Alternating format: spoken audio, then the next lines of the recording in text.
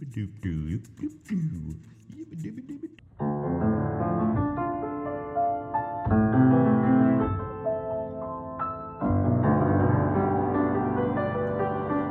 so firstly, I'm just playing triads here. I'm finding the root.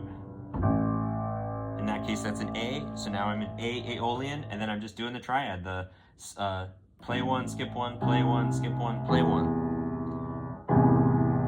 And then that's fine. And then I locate the next octave, which is the next A, which the A is always located.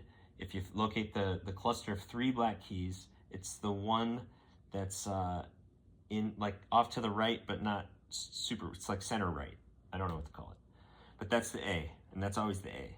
And then the white key next to that's the B, white key next to that's the C, white key next to that's the D, and so on, until you get to G, and then the next white key's the A again, because it's a spiral staircase, and it goes, oop, and the 2 A's are right up directly above each other. So really all you have to know is that octave at first, and you just find the root note, and you put a triad on it. Play one, skip one, play one, skip one. And then I find it in this octave. And then I find it in this octave. And then so there's a little game then you can play is try how fast can you find those triads going up the keyboard. And there's the pedal too, the pedal's staying so. In each octave, it's the same wavelengths, only doubled and halved. So they all fit in real nice together with each other. So okay, locating, let's just locate the C, which is next to the cluster of 2, one off to the left. You should learn that pretty quickly, but it's pretty fast to learn when you learn these little locations. So triad, triad, triad. C. So now I can stick a triad after that. And then, so the next thing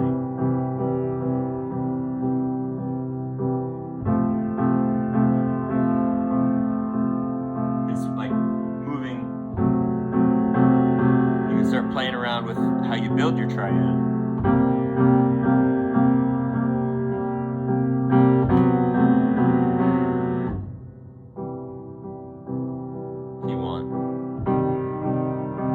Whenever you take the third and diminish it 1/2 step, you always get the minor out of the major. Now if I'm a major, and vice versa, of course. So if you're in a minor,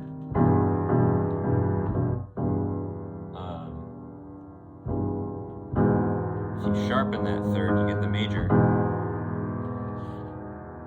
But that major chord belongs to one of 3 modes. That's the thing. A lot of people think of the major scale and they'll play the Ionic, but this is the 1, 3, 5 of those 2 other, of the Lydian and the Mixolydian as well. So, and your mind almost kind of intuitively knows all this stuff, and it's waiting for you to for you to kind of tell it, hey, what mode are we actually in? We're in a major, one of the major modes, the major chord, but it still hasn't really been established in mind what mode we're in. So I just broke the mode there, but music starts to sound boring when you stick to all these rules.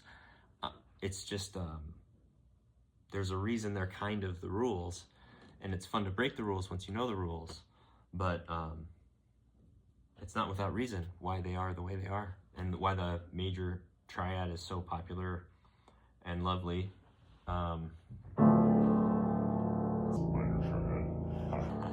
Major triad in D, so now I have to play one of those black keys and leave the Doric mode. And I don't know what mode I'm in yet. I'm just playing one of those major modes now.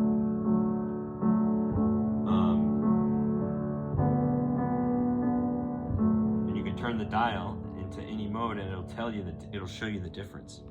And so I don't know the piano well enough to know it all offhand, the difference. And I feel like a fool for not having my noodle crutch present. I have one that I built years ago out of cardboard and wood.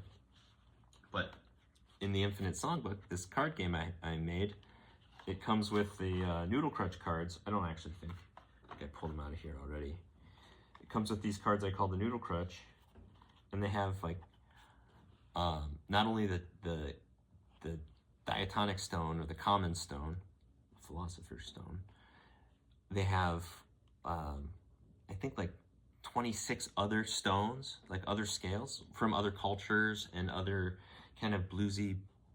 There's bebop scales, there's like Japanese scales, there's Hungarian scales, there's pentatonic, and then so There are different toned scales because the diatonic scale is a 7-tone scale, and there's some 8-tone scales in there. There's some 5-tone scales. There's the whole tone scale, which is a 6-tone scale. And in this, when you do a geometry of it, it makes a nice hexagon, nice snowflake hexagon pattern. But it doesn't sound. It's fun to play with on guitar because you just skip every other fret, and then on the next string down, you just move everything like brick stacking, and then you skip every fret, so you don't play the same thing on every. But and every string is like that except till you get to the B, and then that's like brick stacking, like not what you want to do, brick stacking, and then the rest is like a nice brick stack. So, yeah, noodle crutch. Noodle crutch is an amazing shape, and it's not in here. So I kind of lost my train of thought there. Sure, it was good.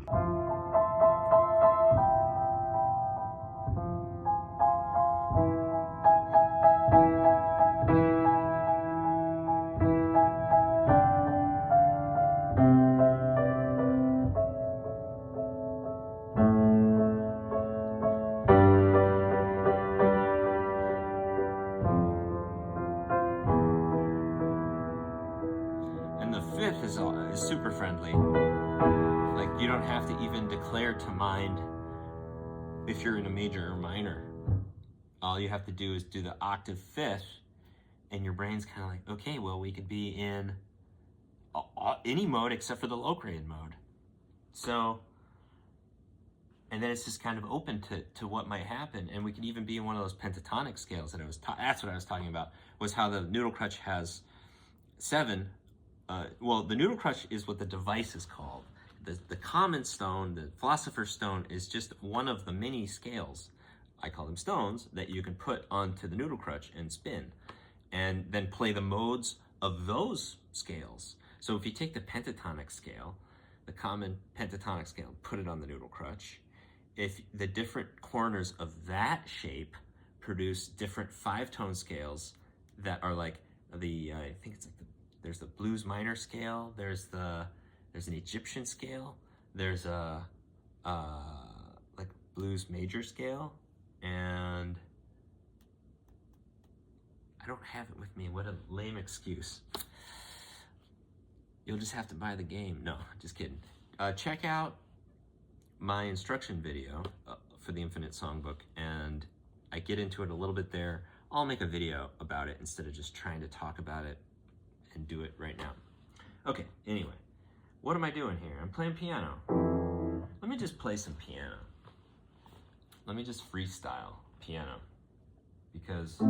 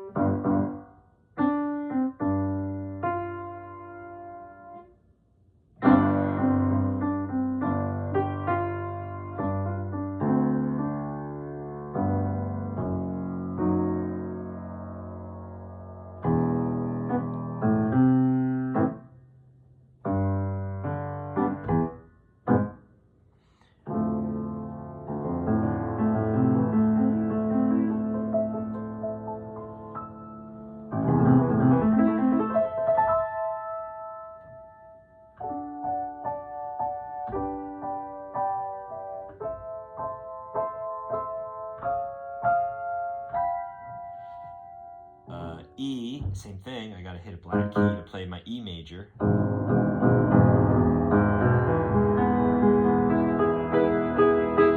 I don't know to hit that black key, that G sharp, then it sounds like that, it's minor. So that's like the next step, is once you kind of can start understanding word octaves and triad, and then on all the white keys they make different sounds when you do the same thing, and they make major and minor chords except for the Locrian chord at the B note that makes the double minor. No one calls it that, but that's what I call it. And then so like I think that might be like the first thing. Second thing is to try to like stay in a mode as you move up, and maybe I don't even know how to do that yet. I know how to play all the major chords, which I'll like picking the ionic mode, take the 1, 3, 5 of the ionic mode, and I could play like C major, that's easy. That's the white keys. D, a little harder. E, same amount of harderness. F's white keys, G's white keys. A, I need to play that black key in the middle on the third. B, that's double minor. So now I'm playing the B, but I'm playing 2 black keys to get a major out of that B. And then I'm back to the C. And so that's just not rotating the stone while I'm rotating the key on each one of those, and playing that major triad out of each. I don't know if I could just off the top of my head play the ionic. Like if I turn the stone, you get the corners don't just give you what triad to play, but it shows you where the other notes in that scale are. And sometimes the half step moves around when you change the mode. And the noodle crutch is just a nice little device that can help you keep track of that. And then what ends up happening is, I feel it happening to me, it hasn't happened yet, but is that I no longer would need one, but I can just picture one in my mind, and I can use it to crunch logic. It's like a mental musical abacus, compass. Yeah, whatever. It is very, very awesome. And so at this stage, like if I wanted to try to play in B, so in the Infinite Songbook, I don't have my noodle crutch with me, but every, like I can play the Infinite Songbook in 4 different game modes. And so the ability level that I'm at in piano, I'm not sure if I'm quite ready to play it in sorcerer mode, where I'm building songs and making songs. And I think I can. I don't know how impressive of a YouTube video it would be, but that's not what I'm here to do. I'm here to learn. So here's that E in the ionic mode. And it's got the noodle crutch right there, spun to all the different possible modes, and then it shows the major and the minor triads it make. The minors are in black and the majors are in white. There's only 6 here, but the 7th is right there. That's the ionic mode. See that corner where the E is under the 1, that's the ionic corner of the shape. The Doric mode, and then so it's just the different modes twisted. The Phrygian mode. See how the Doric and the Phrygian 1, 3, 5 create the minor triad, and then these modes, the Lydian and the Mixolydian, create major triads. Aeolian creates a minor triad. The Locrian, the double minor, and then that's just your major triad. And but this is telling me now I can look and go, there's the half step with this. There's a half step right away. Oh no, am I looking at this backwards in this video? Yes, of course. So the 2 half step locations kind of, everything else is just whole step jumps, so your mind can't tell. But once you play a half step here and you're playing around this shape to the next half step cluster, see how one side there's skip 1, play 1, skip 1, play 1, skip 1, play 1, and then around this side there's skip 1, play 1, skip 1, play 1. It's you know, it's missing an edge on that side, so there's a shorter way around, and depending on which way around is shorter where the thing is spun, your mind kind of can hear that. So yeah. So this effectively has a noodle crutch on it spun to the right location, but you can just build one yourself.